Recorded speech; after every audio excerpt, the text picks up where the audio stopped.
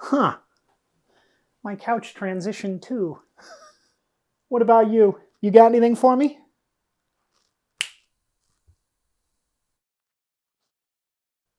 Love it. Hello, sweeties.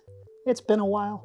And before I relaunch this channel properly, there's one last thing I need to do. In Catholicism, last rites are administered by a priest to a member of their congregation before death. Having been born 3 months premature and with only the medical technology of the early 1980s available, I was kept in the hospital for several months after I was born, and hopes were not high that I would make it. Family lore is about as accurate as religious dogma, where science and medicine are concerned, but the story goes that as the medical professionals looking after me became convinced that I couldn't be saved, my mother called for a priest to come anoint the sick, to perform my last rites. And after some Irish Catholic woo was spoken over me, I was unplugged from the machines keeping me alive, and by all accounts, I died! Then, after my family had come to grips with my fate, somebody entered my room to collect my corpse, only to find me crying and very much alive. I think it's kind of cool, really. In some fashion, I've undergone every Catholic sacrament, admittedly some in a secular fashion, except the one where you agree to continue in the faith as you reach adulthood, which, since Catholicism is a religion thousands of years old, meant the age of 14. At 14, I was several years into oops wrong puberty, and we're going to linger on this graphic for a moment because I commissioned it specifically for this joke, and I love it!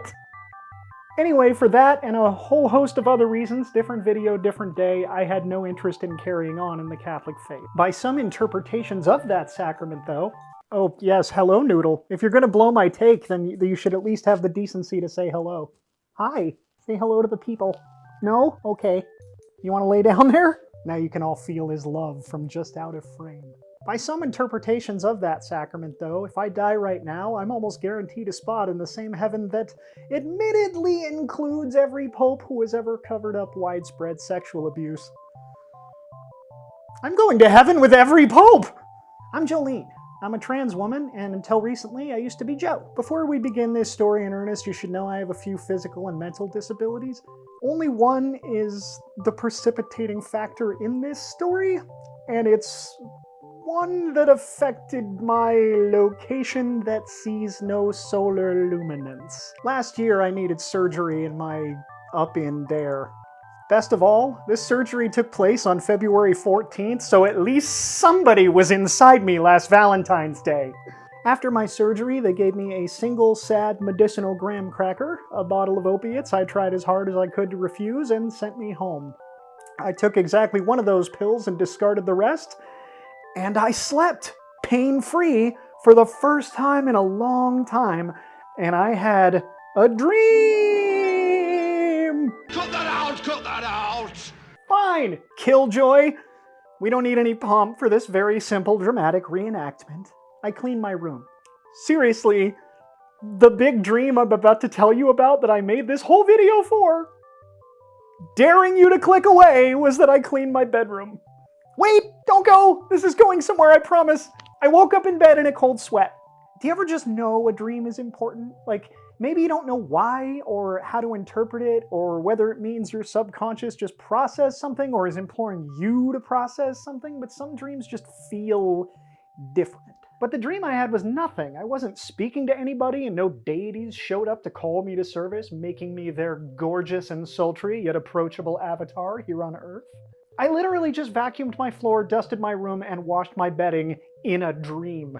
Cool, that's what, 45 minutes worth of work, I thought? So, believing for some damned reason that it was important, and discovering much to my exuberance that my chronic, oh so very literal pain in the ass was very much completely gone for the moment I did the work. And once I was done, I looked around and thought, nope, that wasn't it. So I kept going. I figured, what the hell, worse that happens is I have a clean room, forgetting that, no, I could have torn internal stitches wide open. I didn't, thankfully. This video would be so different if I had, and I'd be short the very life-changing epiphany I'm using to string you along in this story.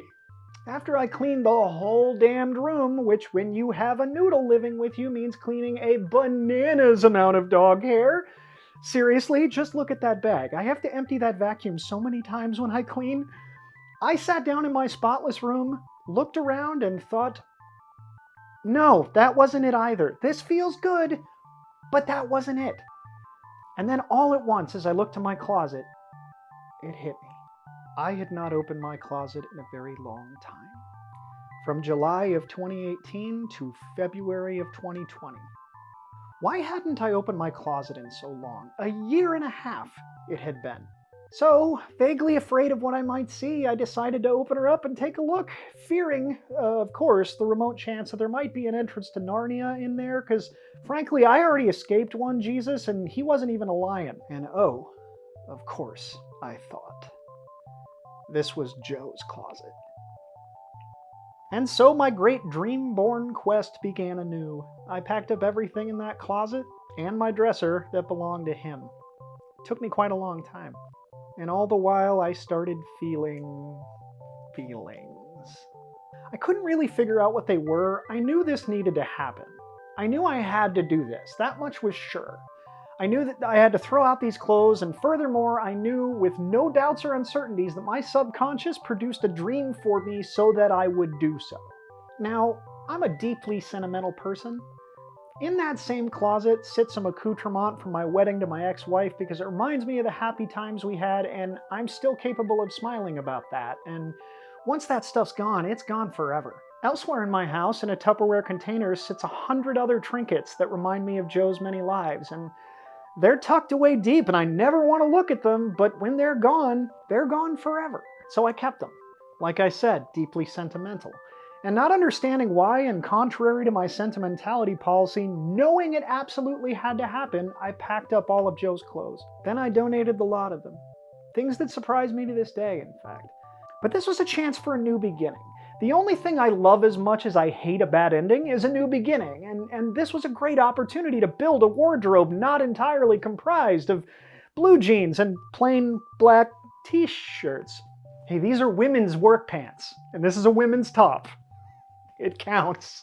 I dropped his clothes off, and some very nice hipster gals rifled through them, and this was painful. Decided out loud which were trash and which were worthy of moving on to others. There went the admittedly problematic Hawaiian shirts I wore all through film school. There went the suits I was wearing both times I married the woman who was Joe's closest companion. There went the flannel I was wearing when I fell in love with the person without whom I might never have figured out I'm a woman. I started to well up. I knew this was sad. You know, obviously this was a sad occasion. These are memories and they're disappearing, but they're just stuff, you know? Sentimental as I am, it was still affecting me far more than just stuff should have. Sure, it's weird to see pieces of yourself disappear into the ether to be used or abused by people who had no idea how significant they were to you, but I knew that going in. So why did it hurt the way that it did? What am I feeling? I asked myself all through the remainder of that day. Why does it feel not like I've lost a bunch of things, but a person? At which point, I said aloud to myself hours later, oh, it's grief. I'm grieving. I hated myself for a lifetime. From ages 9 to 37. I had suicidal thoughts every day. Every single day. Those thoughts never went away. They were the background radiation of my entire life. Every friendship, every relationship, every new hobby, every time I tried something new, but particularly when I'd start dating a new partner, the subtext was, maybe now I won't want to die all the time. Maybe this new thing will save me. Maybe this person will fix me. But none of those things or people could. No matter how hard any of them tried. And oh, believe me, they tried. It wasn't their job, but they tried anyway, and none succeeded because how could they? It wasn't their problem to solve. The kind of pressure that constant suicidal ideation puts on you is enough for it to be considered a soul rot of the highest order. What of everybody around you, you know? Even if you never say it, they figure it out. And if you ever do finally say it or act on it, that destroys people. These constant intrusive suicidal thoughts were not there for lack of trying. I've been in therapy since I was in the 2nd grade. I couldn't fix me, so I hoped somebody else could. The subtext, always, always. Please love me enough so that I won't die.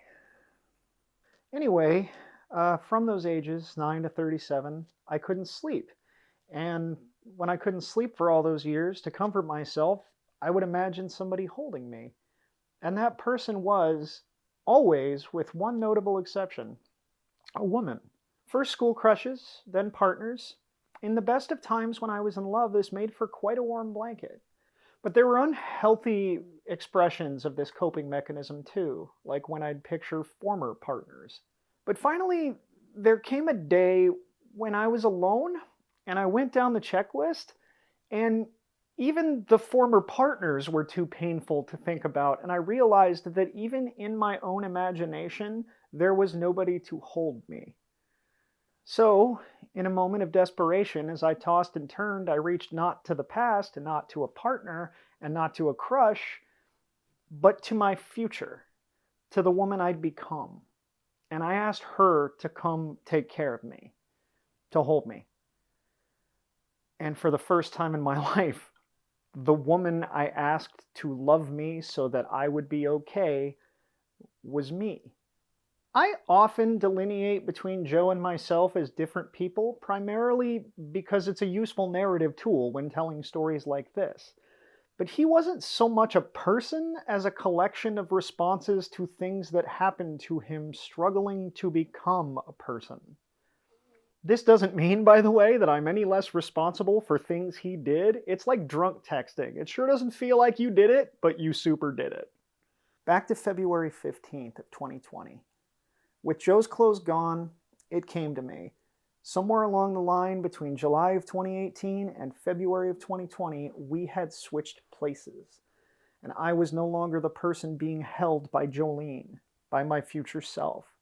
I was her, and he was gone. And as I thought about that, I began sobbing uncontrollably. He died. I realized in that moment. He died so that I could live. And now I'm crying. This makes sense.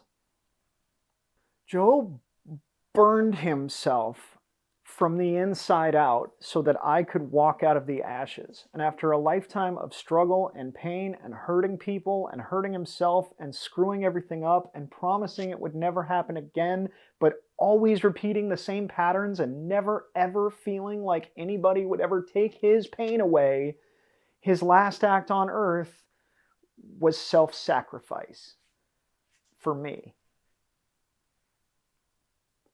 Literally so. He died so I could live. And now he's gone. And so I'm crying. This makes sense. He'd picture me holding him in bed, knowing I'd get to live if he died. And it never occurred to either of us to think of that as losing anything before, or to be sad about it. But I suppose there being no alternative doesn't mean it shouldn't be sad.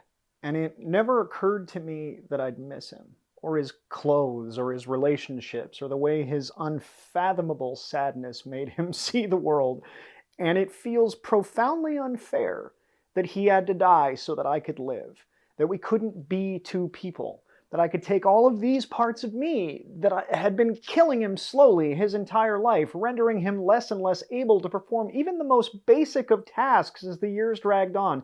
And I could be over the moon happy with them and leave him with nothing but the pieces of him that made him happy. And I sat in those feelings, and they felt important, like a sacrament. And I wondered if other trans people experienced them too.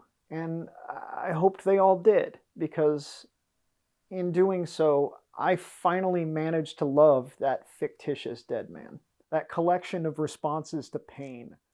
And I can look at pictures of him now with that sadness in his eyes, and I've come to a place in my life that I love him more than he ever loved himself. And I wish I could give him a hug and tell him so. That somebody finally came to take his pain away. In a wonderful twist of fate, this epiphany lessened my gender dysphoria. When I see him in the mirror, it sometimes feels like he's popping in to wave goodbye to me, and I tell him I love him, and he gives me a knowing smile. The last pieces of one Joseph D. Olson are out in the world now. Hawaiian shirts, suits, flannels, memories, positive and negative. Some will be loved, and some will be thrown away. And there is so much beautiful sadness in that. I will always remember when Joe was me. And in remembering, I will miss him. I owe him my life.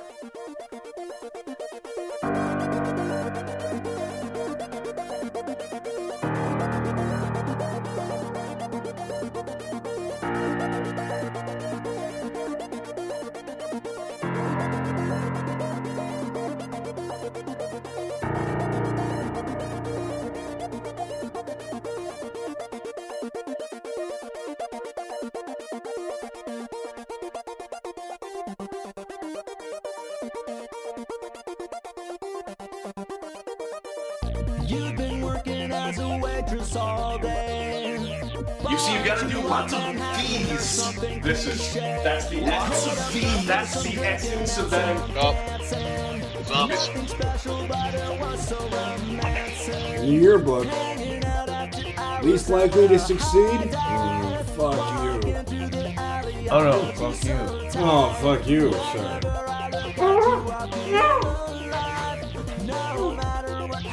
I know we did right. That was the best night I've ever had. Only got one kiss, but I guess I'm glad I got one.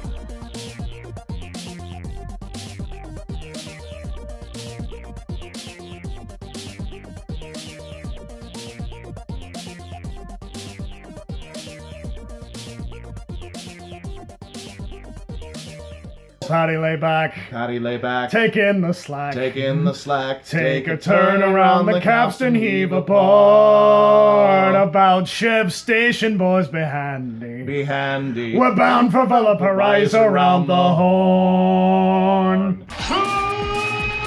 Ladies and gentlemen, boys and girls, children of all ages, welcome one and all to the Dubliner.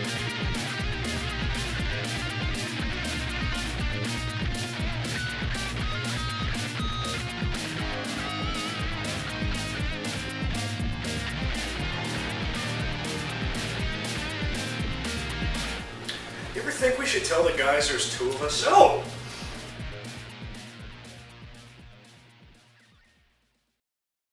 It's been an honor and a privilege. I hope to see you all next.